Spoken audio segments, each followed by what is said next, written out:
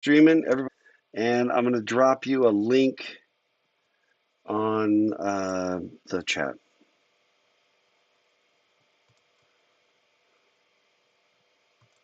And we should have audio going to, there we go.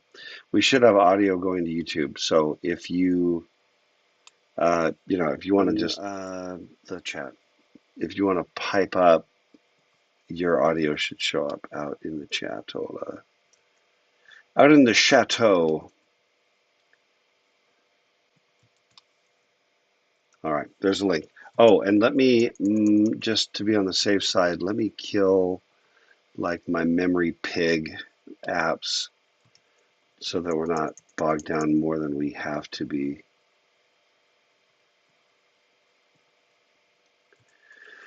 Okay, what do we got? 2.5 weeks? Does that feel right? Does that feel like we can do it? Maybe we can make it?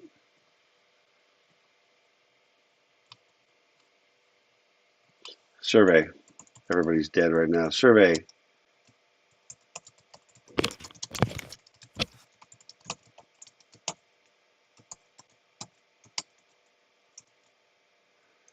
There's the new survey. 2.5 weeks. I think we can make it. Yes, no. Simple question.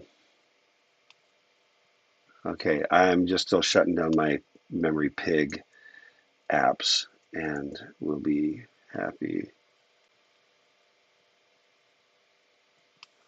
Okay.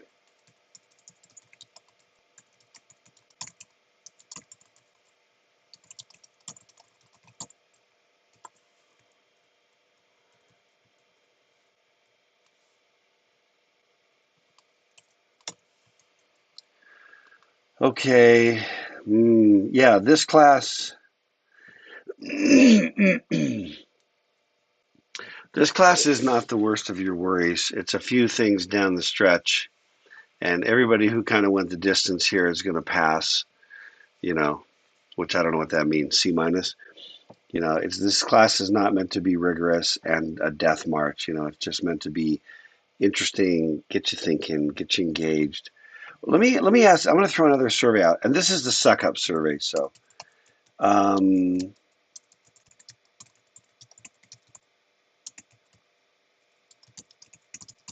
dropping another survey in.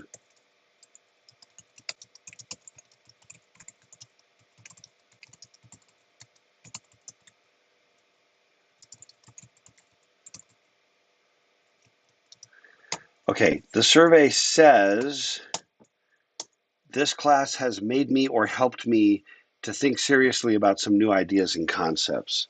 It's kind of a yes, no. If it's a no, I'm not going to look, by the way. You can answer no. I'm not going to look and see who answered no. You obviously know what my goal is, which would be yes. You know that.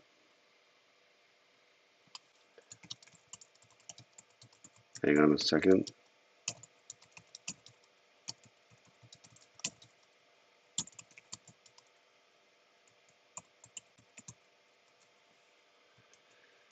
Okay.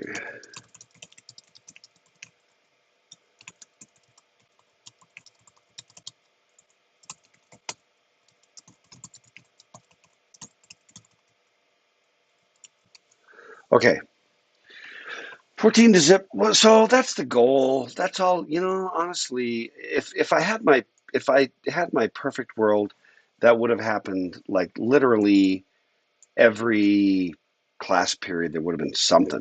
And I think the reality is, I'm going to go bold here.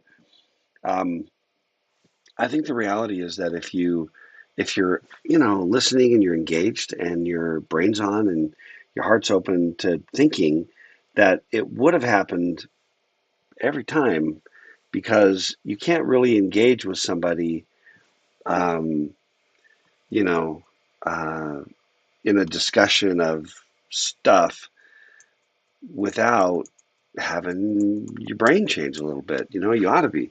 And people have said things like, nobody's mind was ever changed on social media, and that's bullcrap. That people's minds are changed all the time, which is part of the reason why it continues. I mean, okay, let me do another one. I'm gonna do another one. We got 15 to nothing on the suck up survey. I'm gonna do another one survey. I have had my own mind changed at least a little um,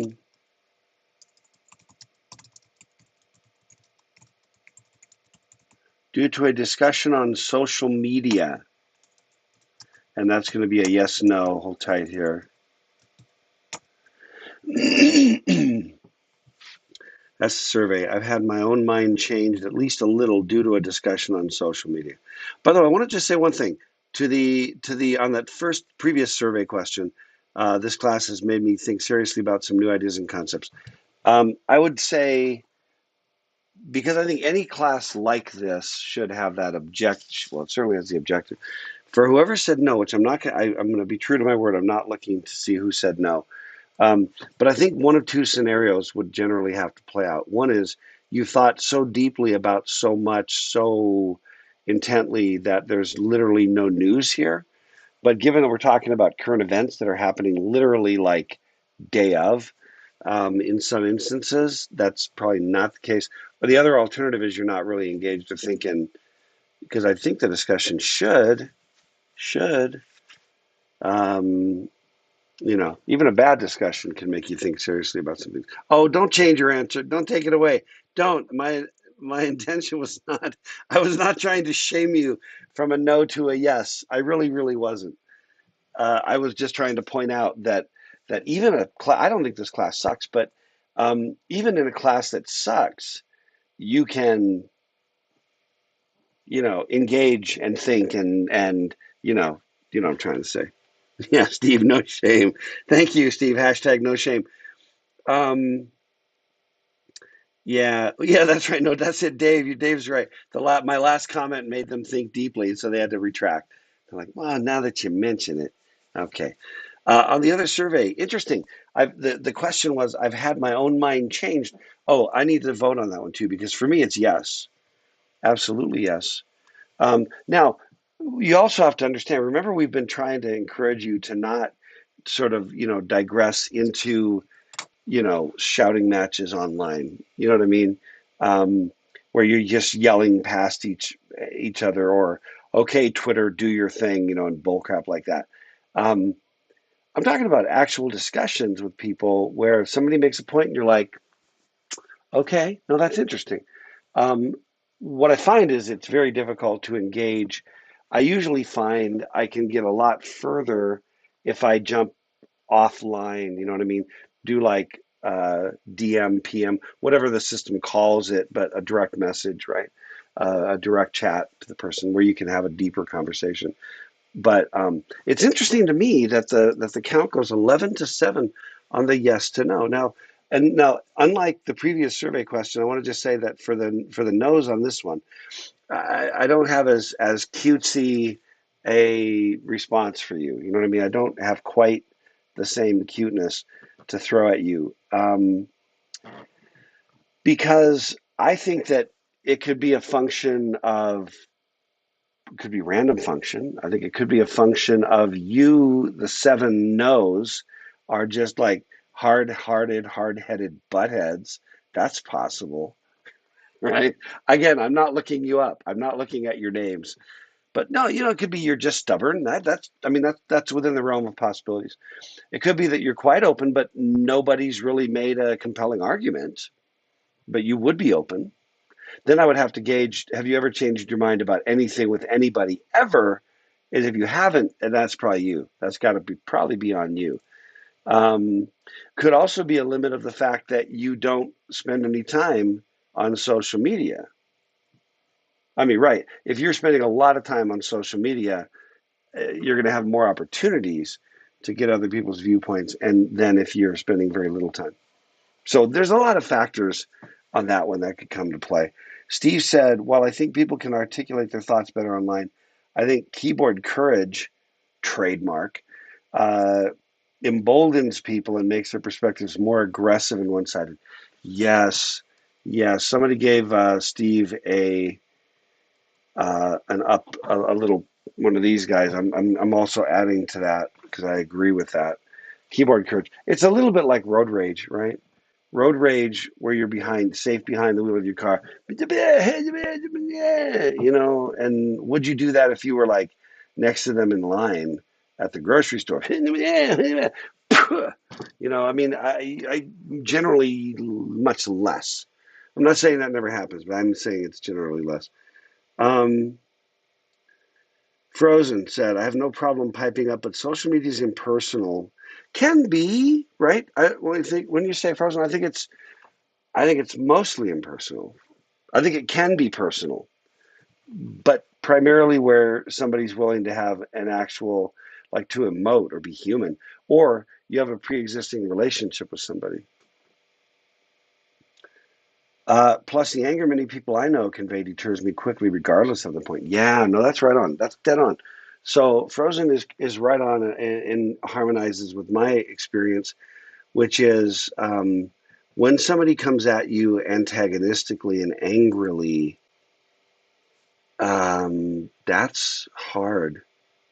It's hard to be like, I feel so open to your perspective, highly unlikely. Because you got to wade through that. It's also a memo to everybody, that they say that honey attracts, if you want to catch bees, or flies, or you're catching some I don't know what you're catching. Let's go bees. They're more pleasant than flies, but try honey, not vinegar. If you're trying to entice the bees to come hang out. Sorry, I'm cleaning my glasses. Can you tell? Um, you know what I mean? Use honey, not vinegar. We get into this weird kind of world where we burn our bridges, you know, we lose our shiz, and then when we do that like really prematurely, that's a problem. Um, it's a problem anytime, but I mean prematurely is especially problematic. Okay. Sam said, turns out it's real hard to stop being stubborn, speaking from experience. Yeah, yeah. Okay. So Sam, plus one for Hufflepuff. Um, that's a humble confession, and I think that we all, at some level, have a natural reaction toward being a little stubborn. I mean, obviously, there's kind of a continuum of people that are more or less stubborn. Um, but no, Sam, that's a humble response. I really appreciate that. Matthew, I mean, social media is a common discussion topic, so minds may have been changed about it before this class as well. Oh, yeah, and I'm not even talking about opinions about social media, but opinions that have changed because of a discussion via social media. So I may have, Matthew, was that question poorly written?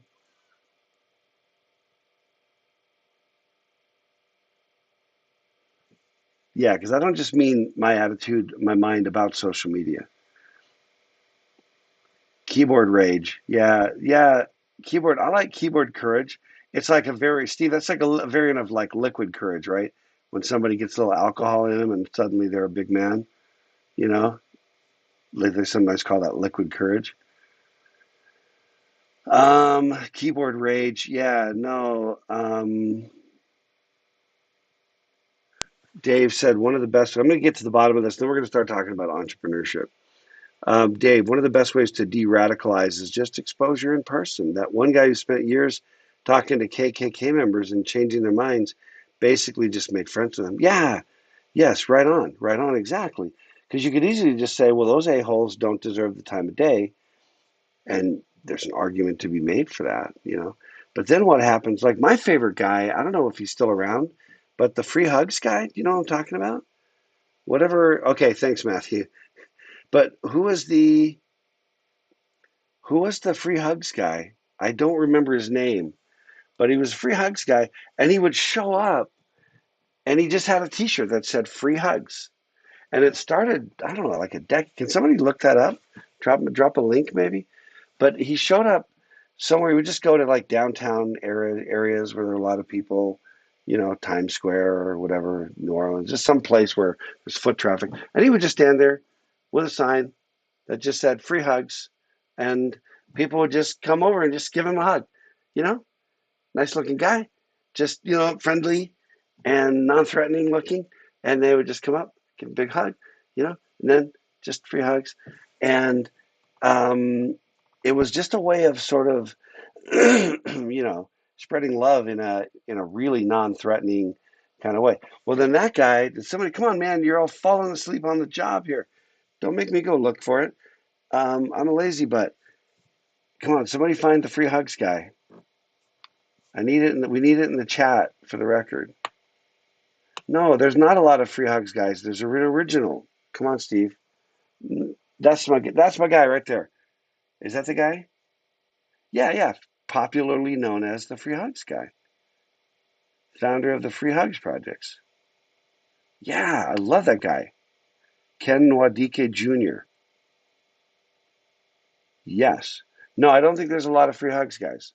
Or if there are, this guy Ken was the original. But I love this guy. But I watched him show up at like events where there was real hostility and sides throwing crap at each other, and he would just walk up and to me, this is I don't know anything about the guy, personally, like, you know what I mean? I don't know what his personal life is. I just know only what I've seen. But I watched this guy like wade in to crowds that were angry, racial tension or one thing or another, and wearing the free hugs t-shirt and just walk up and just talk to people. Hey, can I give you a hug? And frankly, you look at some of these things and you look at the two sides, both sides, and you're like, somebody needs a hug. Somebody needs a hug today. And I thought, to me, that is the spirit of a Martin Luther King or of a Gandhi or of a Jesus. There's a spirit of face contention with patience and love. And there's power. I believe that there is incredible power. And all three of those guys, as history will note, were assassinated. All three of them died. So the notion of like, well, what happened to that guy? He died. Well, that's not the end game in the grand scheme of things. A lot of times, people who do the right things in those situations die. That is, I think history will probably bear that out. There's plenty of that. That's why we have this word martyr or martyr for the cause, right? And in all three of those cases, Jesus, Gandhi, Martin Luther King, which are the preeminent three examples that come to my mind with that kind of a behavior, I see um, I see somebody whose sort of personal sacrifice while demonstrating patience, love, forbearance, forgiveness of enemies, and that kind of gentleness. There is a power in that I think is just tremendous, transcendent. And I've heard people in the middle of some of the unrest of the last 2 years, especially 2 summers ago, you know, basically just, having discussions about, I've had discussions with people about Reverend King, Dr. King. And it's just like, yeah, well, it didn't end well for him. He died, right? No, I think it ended, in the grand scheme, same way with Gandhi, same way with Jesus. I think there's a purpose behind the death, and things happened because of that sacrifice. But you got to take a bigger view of it. You got to take a much bigger view of the destiny of the whole system. you know Anyway, my one man's opinion. um anyway, I recommend to you the free hugs guy, Ken Nwadike Jr. I don't think I've ever actually known his name. I mean, I must have, but I couldn't come up with it. Okay.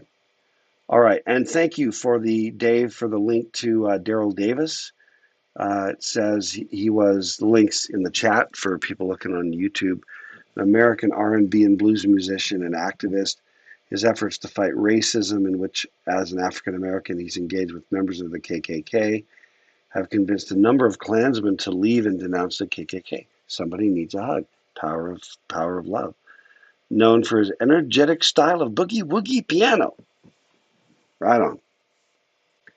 And I remember reading about Daryl Davis. I don't remember. Anyway, I've read about him, but again, didn't remember his name.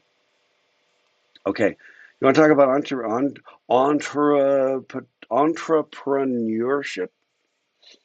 Um, Steve said, reminds me of the Let It Out Kleenex commercial where people were invited to sit on a couch and have someone just listen. It's unfortunate to see people within our society have these unseen needs, and you never know how powerful a simple hug, smile, or hello can be. Yeah, man, absolutely, right on. Right on. Even just like you can be aggressive in traffic, or you can just pause and just say, I thought of Huey Lewis as soon as I said it, Frozen. That's the power of love. Huey, man, that's classic. That's a classic 80s tune right there. That's smack dab in the heart of the 80s. Power of love. That was from Back to the Future, as I recall. Okay, let's talk about entrepreneurship. Let's start with, hang on a second. Um,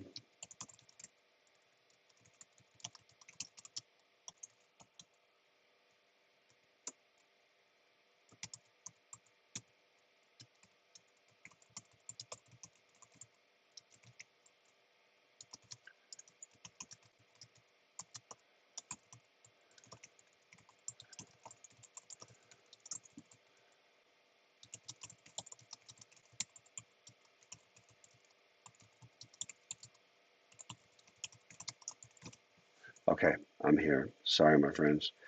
We need a survey. We need a survey. And the survey says, oh, um, the survey is going to say, I have some personal interest in being an entrepreneur. And let me drop some why I know on you. Let me see. Oh, survey. I have some personal interest in being an entrepreneur. Yes, no. The opposite of that, by the way, if you say no, it means I have no interest. Okay. The opposite of some is none. And again, there's no morally correct answer. Um, in a in a perfect world, this discussion would be interesting enough that some of you that had never considered. Yeah. No, Brandon, it's not a loaded question. It is a simple question about interest, not about plans. Or I would have said, I have some plans to become an entrepreneur. I have some. Are you with me, Brandon? I have some personal interest. Take the question at face value. It's not trying to be loaded. Now, not trying to be loaded doesn't mean it isn't loaded, but you know what I'm trying to say.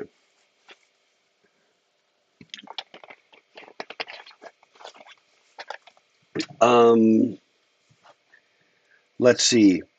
So, no interest is 7, and some interest, at least some, is 11. Interesting. Yeah. Okay, so here's where I wanted to go with this. First of all, um, I put a couple of links. There's reading. One was called Why Some Startups Succeed and Why Most Fail.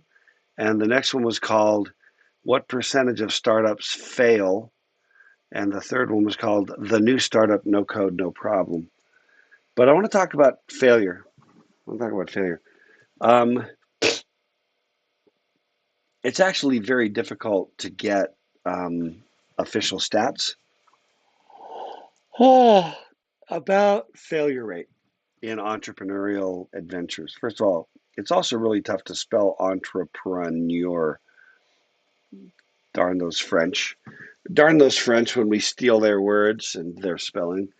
Entrepreneur. Um, anyway, so entrepreneurship. Okay, let me ask you this. Why? For those that said yes, for those that said no, just tag along because well, you may change. You may have a loved one, you may have a friend, you may have, you may have to deal with entrepreneurs at some point in your life. So there's some value here, I think. But why? Why do you For the love of all we hold sacred, why would you do this to yourself? Talk to me. You can do it. You can do it verbally, which will go out to YouTube, or you can just drop in the comments. But answer the question, please.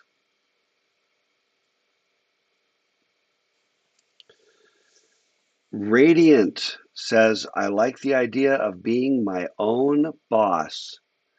Dave says, freedom. Chuck says,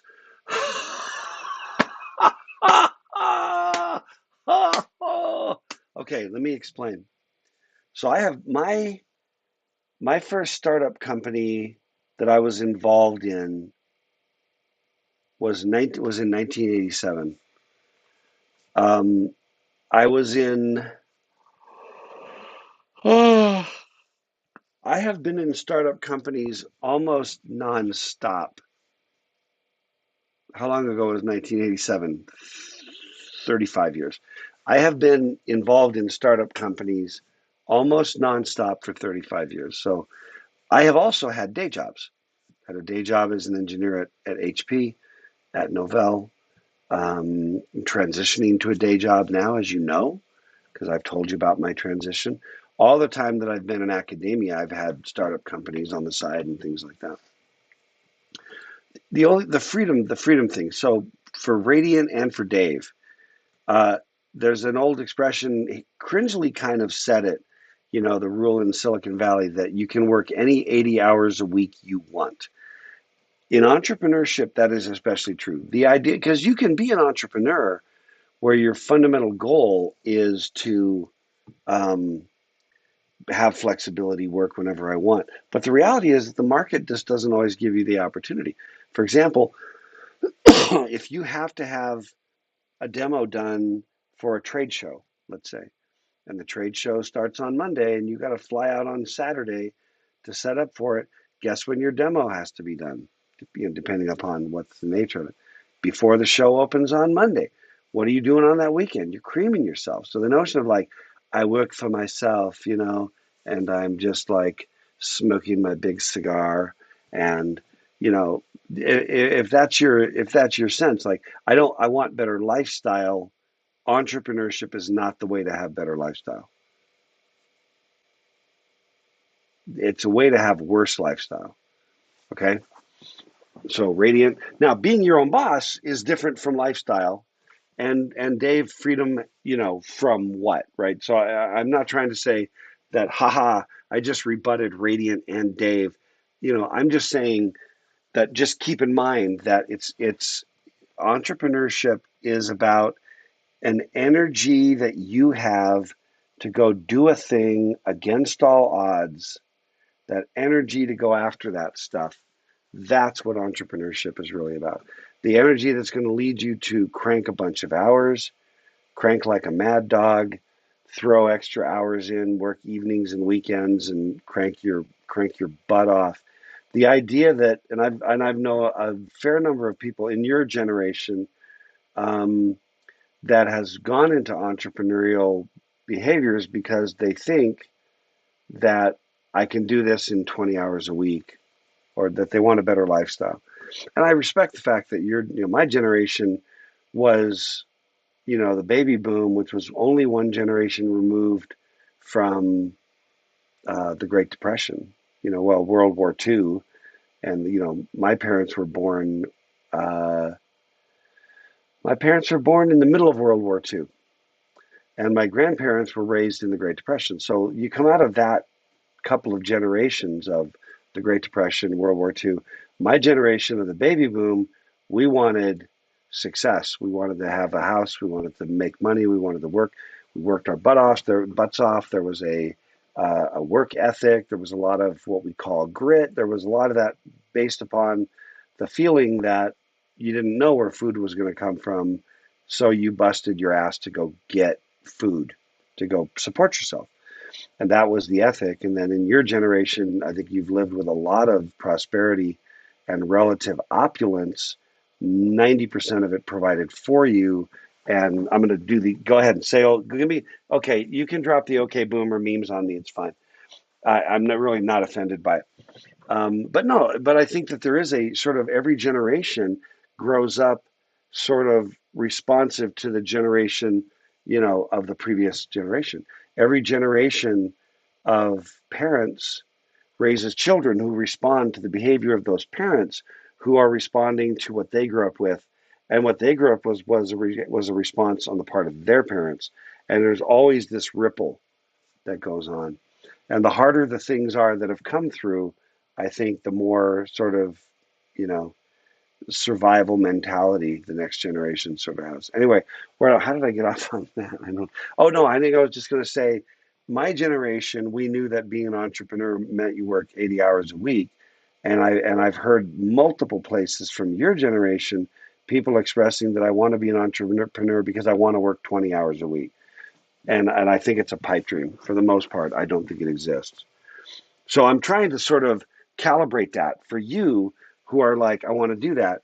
Now let me go back to Radiant, okay? Likes the idea, of being your own boss. Right. So then Radiant said, I've had too many bad bosses. So that was my angle. Yes. Yes. That is an issue. That's absolutely an issue. So I'm right with you on that. And I have had bad bosses. I've had really great bosses.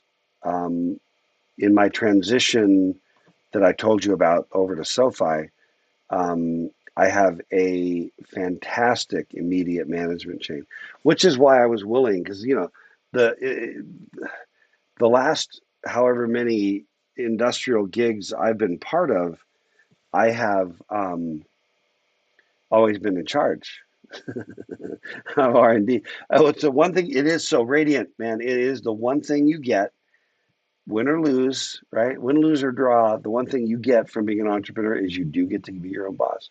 Also, if your boss sucks, it's you, and you have no one to blame but yourself. The challenge is that the market may or may not reward you, and the market doesn't care what you want for lifestyle. The market is simply going to be a teacher. I want to say this, a speech that I have that I'd like to give. I'd like to give you a speech. By the way, no, you guys, nobody dropped an OK Boomer on me. I was trolling for an OK Boomer and nobody bit. Man, your whole generation is such a disappointment to me. Wow, no grit, man. You can't even accuse me of being OK Boomer. More trollery on my part. Oh, you're past OK Boomer. What's up next, Sam? I really want to know. What's the next one? OK Boomer only lasted about 18 months. Is that what you're telling me?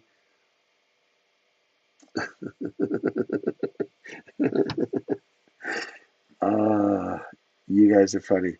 You're very, very funny. Nice Hawaiian shirt. Oh, you're biting because the bait was you're not biting because the bait was rotten. Nice, thank you, Brandon. I almost said okay, Brandon, but let's go, Brandon.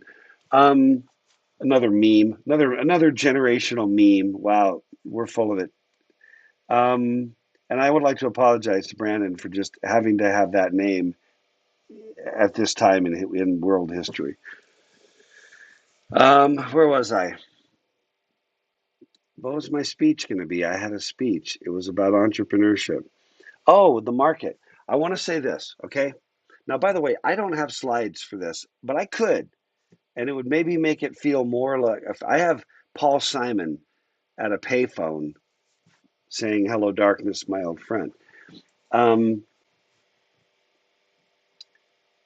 the market is a relentless teacher. You can quote me on this. The market is a relentless teacher. The market always teaches you. It teaches you that you had a great idea. It teaches you um, that your cool idea was something that people wanted and needed. It teaches you what the market value of what the thing is you produced. It could be none. The market value could be nothing. It could be negative. It could be really, really positive. But the market is going to teach you. The market is going to teach you whether your company sucks. The market is going to teach you whether you suck. And the market doesn't really care, about any other. If you're like, and this is the part where I tend to be a bit of a capitalist. And I'll interject because I know that some of you are probably anti-capitalist just by general.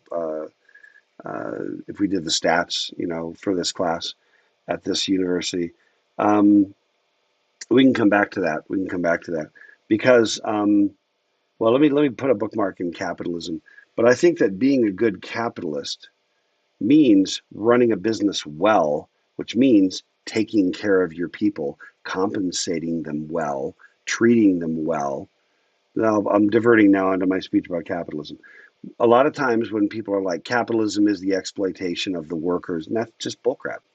That is the caricatured definition of capitalism that is actually used by Big Brother in the novel 1984, or the followers of the adherents of Big Brother characterize capitalism and portray capitalists as, you know, overweight men who exploit the workers and feed on the carcasses of, of people, as, and in my mind, that's called bad capitalism and much of socialism and the predominant much of communism.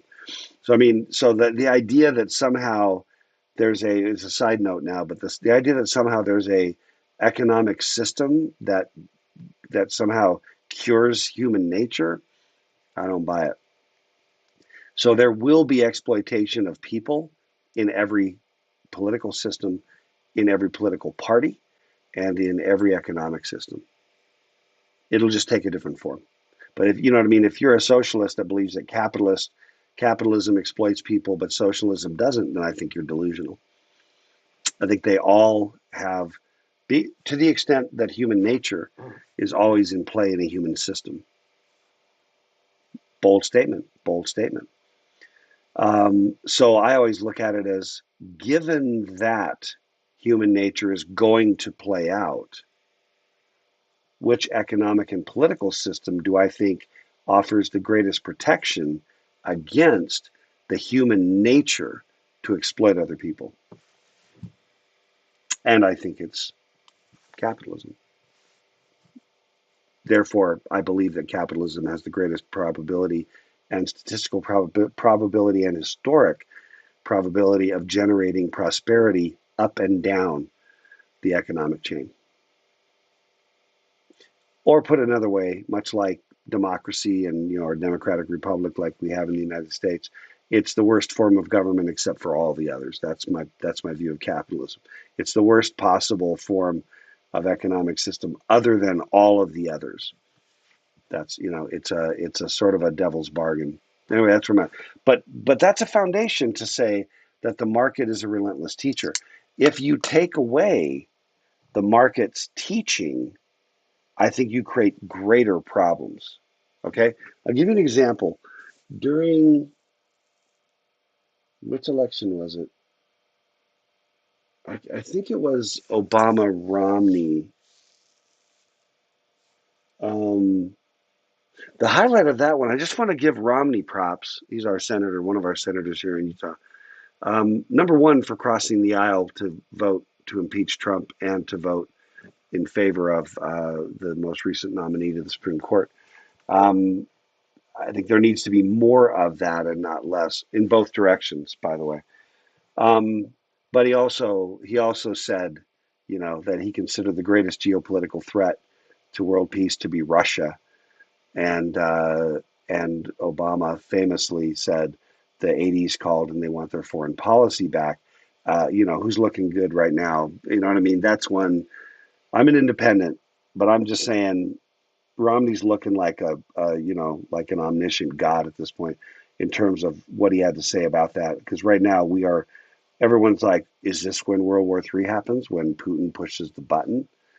I think it held up pretty well. That one I think stood the test of time in terms of history. But anyway, um, popping off. There was a point in that election where Obama made a statement. I want to throw this out at you as well, and I'm behind on some comments.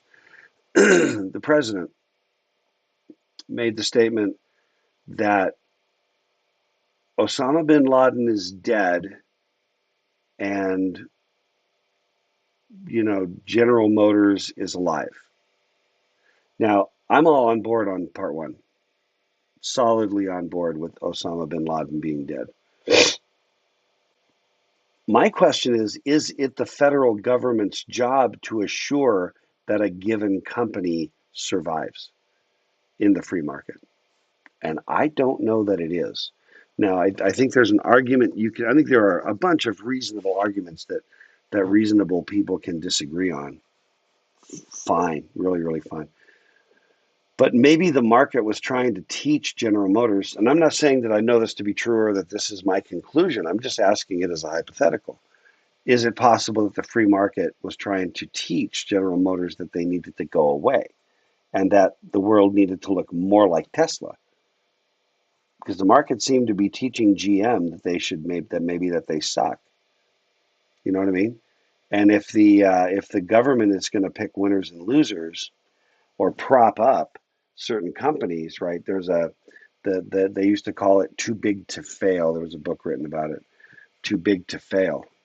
Like if they fail, the repercussions are too big because it disrupts people, right? And I agree with that sentiment. The challenge is when you prop up a company that the market is trying to tell that they suck, what you do is you short circuit the learning process. It's like giving everybody A's and moving them through the school system when nobody can read. You're simply kicking a can down the road that's going to get bigger and bigger and bigger as a problem.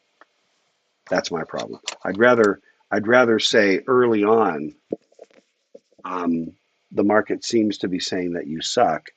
Who else is going to step up now and let the market tell them what they need to do to not suck? And the original company can also change to not suck as well. Okay, let me flip it down. I got a few comments. That's not a bad speech. You know, and by the way, let me just reiterate. I was going to say, so I don't get fired, from UVU for expressing my opinions. Let me just reiterate for the record right now.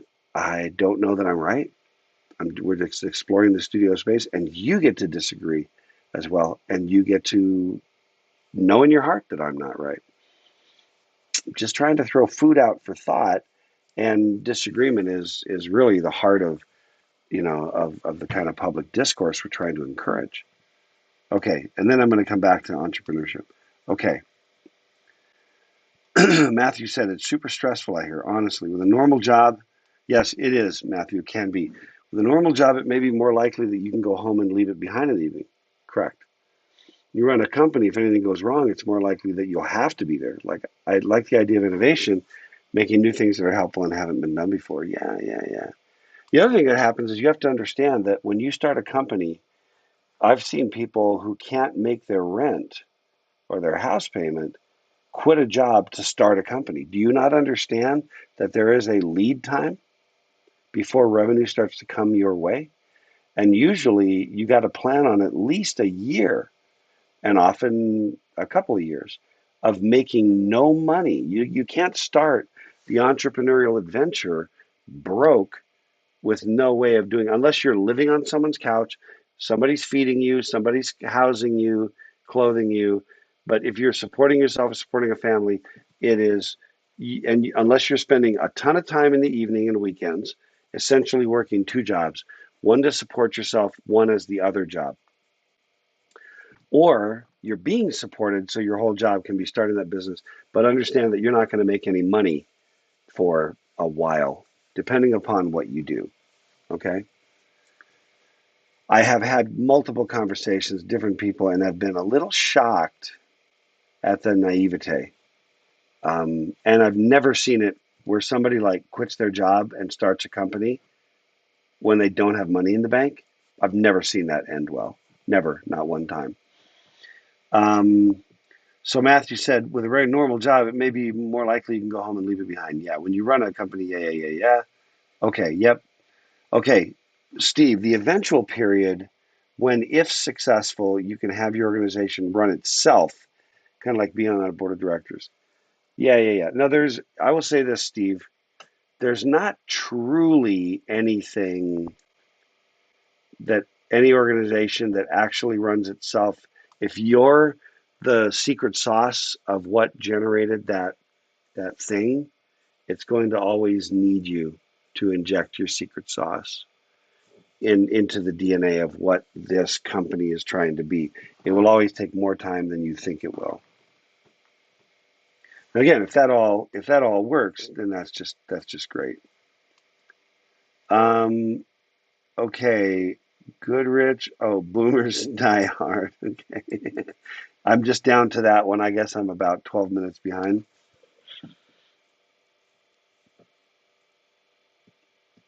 Um, okay, that's pretty funny, Dave. Granted, except for the partisan dig, because again, you know how I feel about bipartisan blame for all manner of stupidity. Um, yeah, Brandon. Let me see. Oh, Sam, my aunt's name is Karen. If my name were Karen, I would change my name to like Carla. You know what I mean? If I wouldn't live with it if my name was actually Karen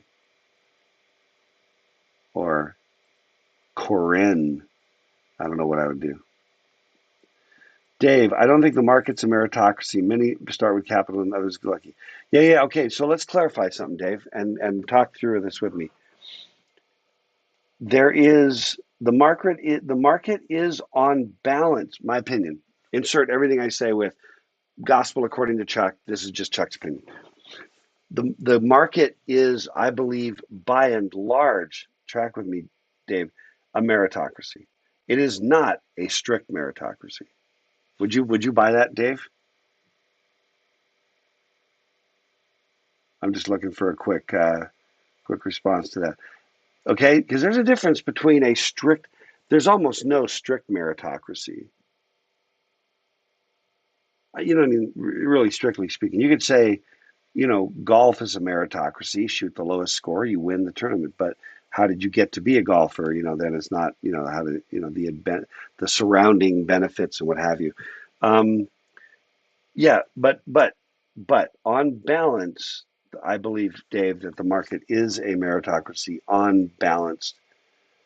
Um, okay, and you said I suspect that I think it's closer to a meritocracy than you do. Yeah, yeah, let's grant that. That seems to be the case. Um, um, but the point is, if I'm in the market and I create a product that people want, they're going to buy it and I'll make more money.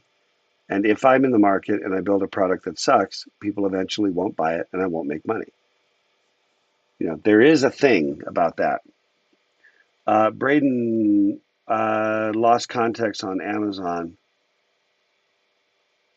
So, Braden, if you want to drop a little more comment on the Amazon comment. Um, and then Gitted said, again, I don't know. The problem is that was 12 minutes ago, Gitted, and I don't know what was the unprecise statement. If that was something I said that was imprecise, or if that was something somebody else said. So again, if you can give me better context, I can try to respond. Braden, in capitalism, there's something to be gained by treating people worse. And I'm going to disagree with that. You have a thicker profit margin and can hire more workers. Okay, here's the deal, Braden. Here's why I disagree with that statement. In a corrupt government, you can do that and perpetuate it. So in communism, you can actually treat people like crap, benefit the ruling class, and keep that going, much like what do we even call it? The fiefdom, where the people live in squalor and the wealthy people are living up on the hill in the castle, right? That actually resembles communism because you can exploit people when there is no choice. Corrupt government leaves the people with no choice. Okay? So corrupt systems of government that leave people with no choice. Communism would be the worst that I've seen. Much socialism, um, depending upon how we define socialism, right? We got to do that. Um, for example, the Scandinavian countries are actually very, very capitalistic when it comes to the market, free market.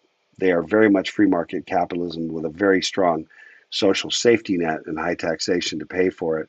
But they are not a sort of a shutdown capitalism, workers control the means of production, blah, blah, blah. So I don't consider the Scandinavian countries to be classic socialism until you get government control of industry and things like that. When that happens, there is no choice. There's no free market. And so back to, so with Braden, my point is, and again, you get to disagree with me, but you said in capitalism, there's something to be gained by treating people worse. And I would say short term, not long term. Long term, you don't survive without treating people well. Even if you're selling burgers, if your turnover, because people don't have to keep working for you, because there's a choice, because that's free market. The free market means that when you're like, you're exploiting the working class, well, the working class don't have to keep working there. You can say, well, they're compelled because of the bad economy. Well, that may be true, but they're not compelled to work for you, but corrupt government, you are compelled to work for the government by paying taxes or doing whatever. You are compelled, you know, at the end of the day. Um, so, so in other words, Braden, I agree with you. If you basically say, let's just take, the best guy at the burger joint, the guy who's making the most money, get him off the payroll. Okay, maybe I'm paying the guy $10,000 a month. The first month that I take this guy off the payroll, I save $10,000 because he's not working there. Quality of my burgers goes down, quality of the store goes down, the cleanliness, customer service, a lot of things take a hit. The next month, people start to notice, and I make an extra 7,000, but I lost 5,000 in business. The next month, it continues to get worse. I double down and I fire the next most high paid person. Everything gets worse. And so for like 3, 4 months, I make better profit, and then my business dies. So so again, in capitalism, there's something to be gained by treating people worse in the short term, and then you die. In the long term, there is a much better play to treat people well, because good people are the fuel to every great business. And if you're not going to compensate them, somebody else will. Okay, Jake, Rand's objectivism. Yeah, well, let's talk. That one's a deep one. Let's go offline on that one, Jake. Um, I have studied that some, and I've also read a couple of Rand's. We're talking about Ayn Rand, um, and I think there's some things that she gets really, really right, and some things I think she gets really, really wrong. Bottom line. But the one thing I will say this: I did read Atlas Shrugged. And the one thing that I think that Atlas Shrugged does more than anything is illustrates the idea, and this was, I think, a revolutionary thing for me at the time, that in every economic system, at the end of the day, it's people. If you say the government will protect you, who's the government? The government is people. Romney said famously, corporations are people. And he got ripped for it, but he was correct, in my opinion. He was correct that companies are people. They're collections of people, they're employed people, they're owner people, they're people being people, and so human nature takes over.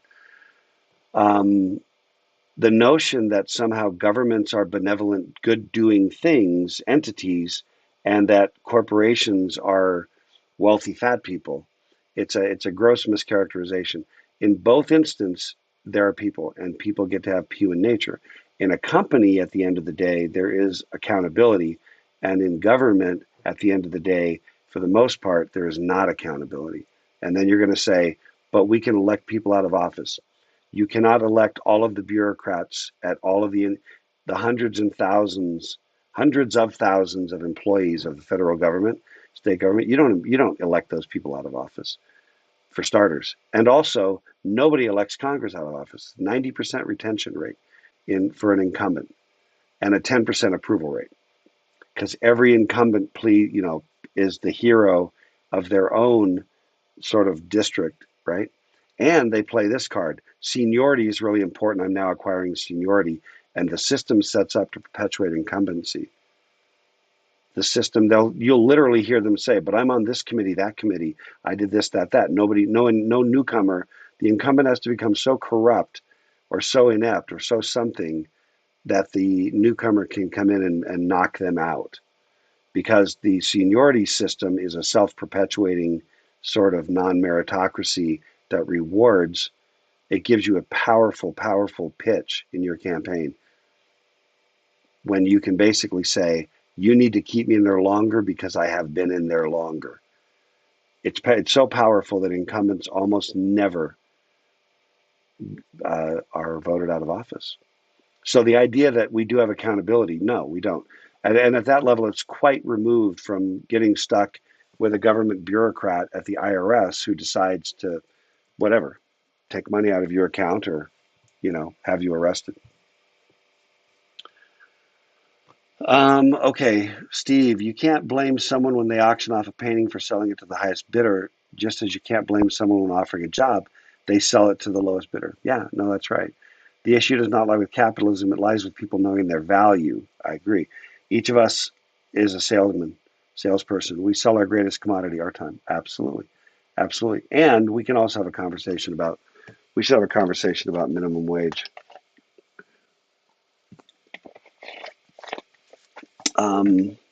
Not right now. Okay, Dave, quote, man, it would be hard to find a working model of an ideal. Yes, but in the 18th century, it would have been hard to find a working model of a political democracy that didn't prove it couldn't exist. Sure. By the 19th century, it did exist, unless you think that human history is over. It's not an argument to say it's not around. I agree with that, Dave. I agree with that completely. As a fundamental argument, the fact that something hasn't existed doesn't mean it can't. You go back 200 years, it was hard to imagine slavery being abolished, right? And you go back at some points in time, and at the present time, it's unspeakably difficult to imagine it having ever been a thing, right? That's equally crazy to think about. Um, Now there is an issue, however, and I want to say this, Dave, lest there's a logical fallacy in your meme. Um, the fact that we haven't found a working model of an ideal, this little meme basically reasserts, right? And back me here, Dave, if I'm expressing this correctly. But what you're saying is the fact that you haven't seen the working model of an ideal. And I think this might be a veiled uh, nod to socialism. Um, the fact that you haven't seen it work doesn't mean it can't work. True. Now, the problem is that this partakes of a potential logical fallacy because you say, but, you know, there didn't used to be a working model of a political democracy. That didn't prove, and by the 19th century it did, which has no bearing whatsoever on whether, in fact, some other working model of an ideal, say socialism, can in fact work without a bunch of people being killed by people who've taken over the power of the government. Because at the end of the day, when you say, this is the big thing where I think things tend to flip in socialism, is means of production are in the hands of the working class. Well, who's the working class? The voters at the end of the day, the government. So suddenly the government becomes the working class in that equation, and now you have no competition, you have ineptitude. So back to Rand and objectivism, um, the idea that companies are people, but government is also people. And then when the people have power in the government, that's when you get crony capitalism, which is called capitalism, but it's really about the ways in which companies cozy up to government. Because if you can get a bureaucrat on your side, then you win in a big economic way because they also win. And there's human nature and human motivation at every turn. This is really a great podcast we're dropping here, aren't we? And I'm saying a bunch of things, and just understand that you get to disagree with me. I'm going to say it again and again and again because that's just, you're just getting my take on it. Okay. So Steve said, I would agree, but within the last 3 to 5 years, we've seen a demand for higher wages. Justifiably, it hasn't been seen for 30 plus years. Yeah, I agree with that, Steve.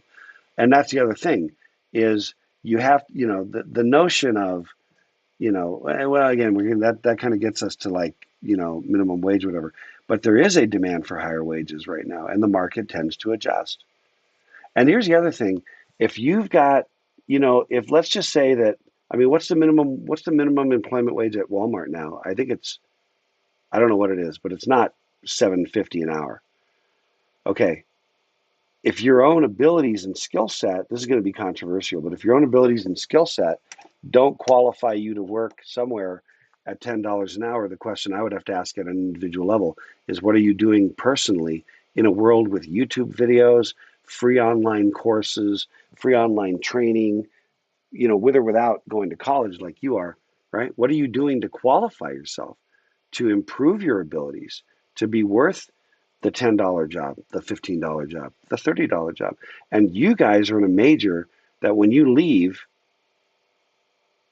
right now, if you had your degrees in hand, you're going to go out for an average of between, what I'm seeing is an average of between 70 and 120, depending on a bunch of factors. Okay.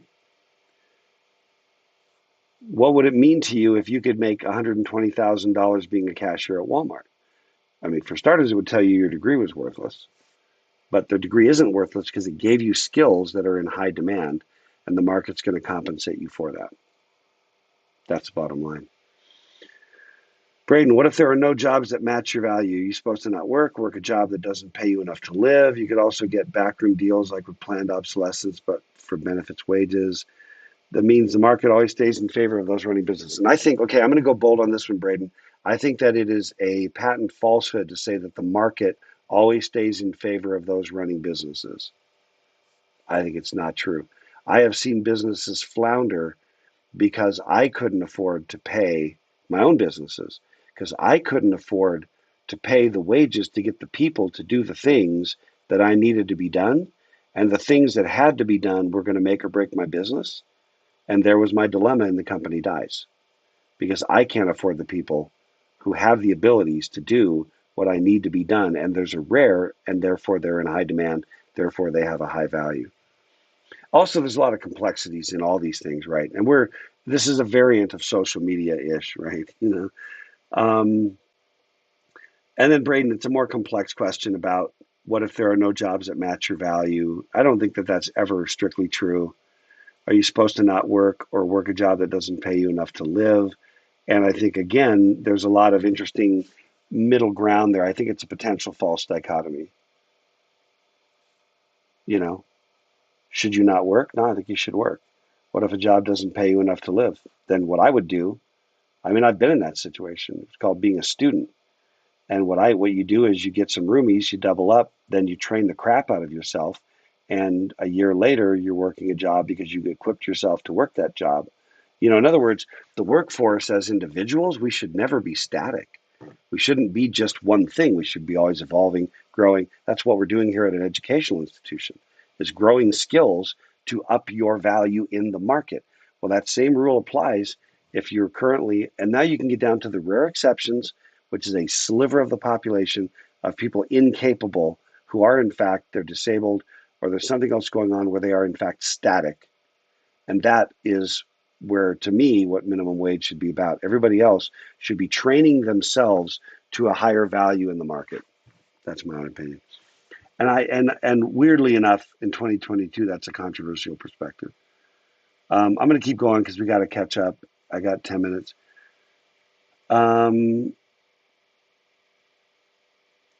Braden said, instead of the market beginning to catch up, people are going to the government to increase the minimum wage.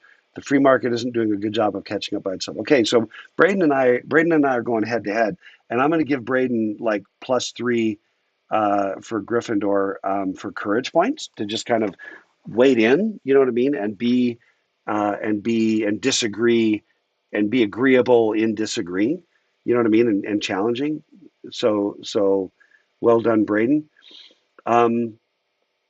Free market isn't doing a good job of catching up by itself. I'm going to call bullcrap on that. I think the free market, on balance, is doing a very good job of catching up. And somebody give me where are we at?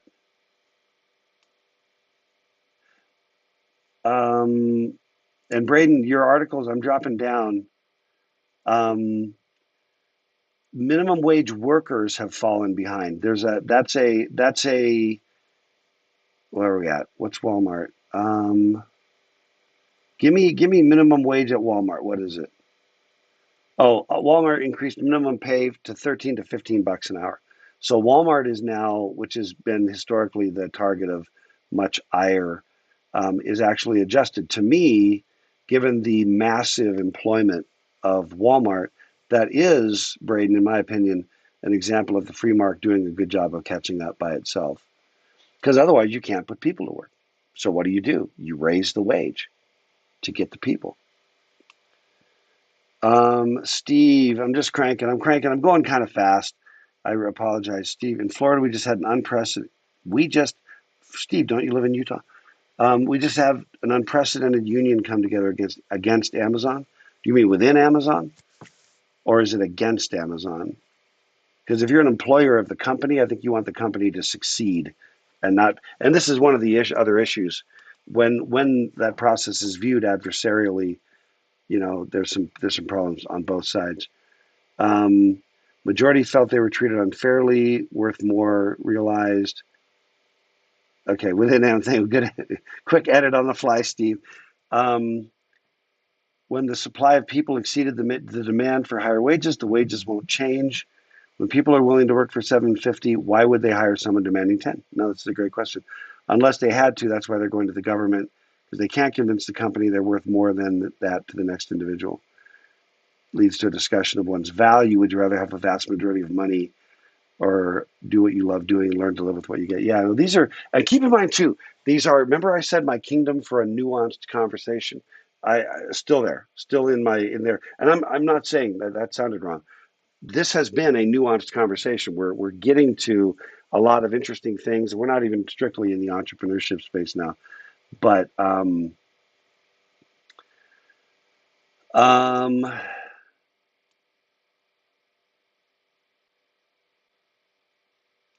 okay, Gidded said, "Isn't that what capitalism is like for 50% of the world's poorest?" That's an interesting thing. The vast majority of the world's poorest, the poverty is caused more than anything by government. I'm just going to make a bold statement. You can come jump down my throat if you feel like it. Check out the worst areas, then check out the forms of government in the poorest areas in the world. Um, Let me see. Okay, let me see. Now, okay, Gitta made this comment a little while ago. In capitalism, you can keep making crappy, cheap products that destroy the planet. By the way, not just in capitalism, okay? In any system, because people are people, you can keep making crappy, cheap products that destroy the planet because there's an entire class of people that can't afford well made products who are also only able to buy cheap products because their employer benefits the most from keeping them poor. I don't think any employer benefits from keeping their people poor, okay, in the long haul. But I do want to say, what was I going to say? Man, there's so much there. There's so much there, Gidded. Um, I can't unpack it in the time we have because we only got 4 minutes. Okay, man, I'm just kind of doing a quick scan. I want to just say one other thing, Braden. So Braden, I perceive that you and I are politically far apart, Braden, but I really love, respect the way you've kind of gone out, present the argument, drop the comments, drop the articles. Super, super dig it, and we can go offline as well. I'm going to award the I think that Braden wins the chat primarily for being active, bold, prolific, and disagreeing with me on a lot of things. So, but I think what we agree with is my kingdom for a nuanced conversation. Um, I do want to just say one thing, Braden, and we can take it offline. You know what I mean? And jump on some, DM chat. But the second article from CNN, how far minimum wage workers have fallen behind. I just want to say, just understand that it's a very small percent of the workforce that you're talking about, because people tend to use minimum wage workers as a metaphor for everybody who's not in the middle class. And that's not, you've got to tease out what exactly you're talking about. There is a lot of, and I'm not saying CNN, I don't have a lot of sort of intellectual respect for, much more for CNET. the previous article. Um, but uh, just check the stats. Check the stats so you know exactly what you're talking about, and don't get caught up in a sort of generalization that where one group, it's like cherry picking the data. Just I just say be very careful about that. Um,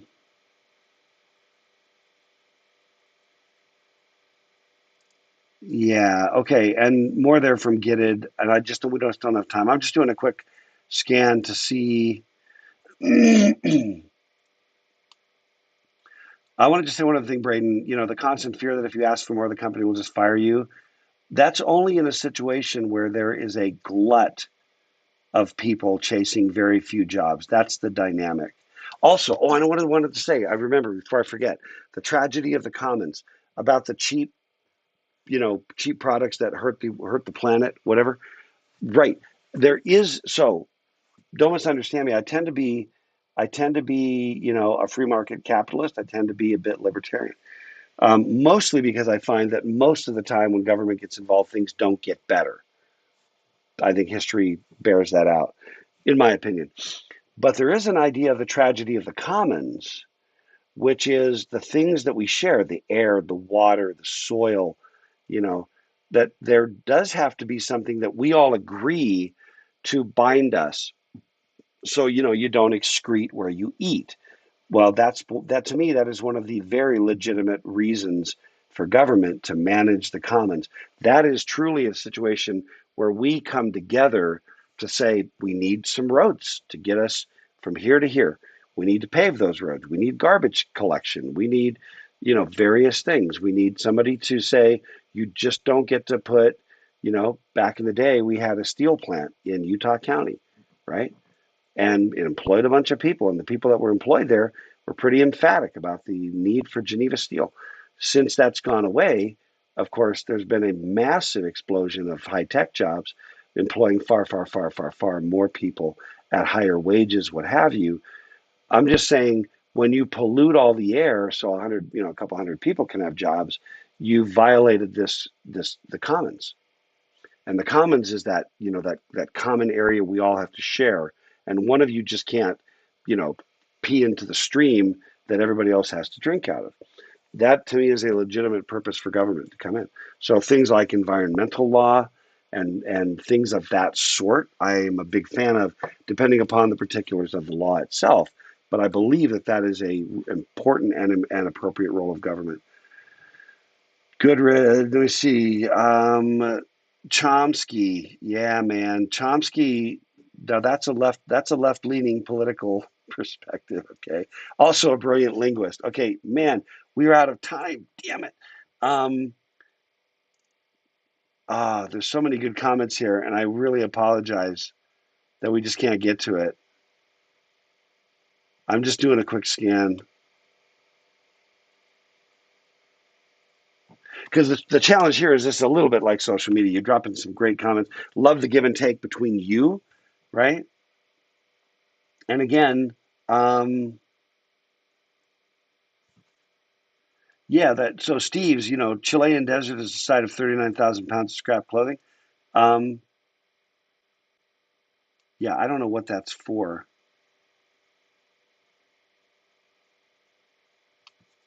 Let me see. Steve, I love George Carlin. Just want to say that. I was a fan of George Carlin from about 1970, believe it or not. Oh, man. Great comments. I'm out and I can't get through them all. But some real food for thought. I'm going to go back through the chat. Recommend you do it as well. I hope this was interesting. I hope this was valuable. Entrepreneurship, think about business. I guess it's really about business. The market's going to reward you or punish you. There's some good speeches in there, I think, but I think we got to wrap. So I'm going to shut it down, my friends. Feel free to continue this dialogue. It's great. The discussion is fantastic, but I'm going to shut it.